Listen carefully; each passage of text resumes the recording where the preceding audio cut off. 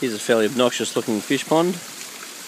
Sure, it looked pretty good when they first put it in. It's got a whole heap of tilapia. It's got some koi. It's got Lacostomus.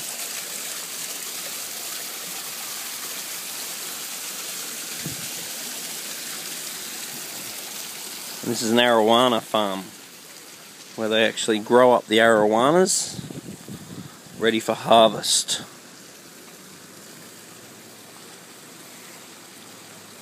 So each one of these ponds would have different size fish in them usually.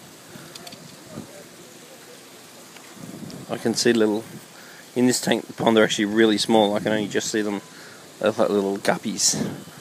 And you can't really see them from here. They take about a year to grow up and be ready for sale.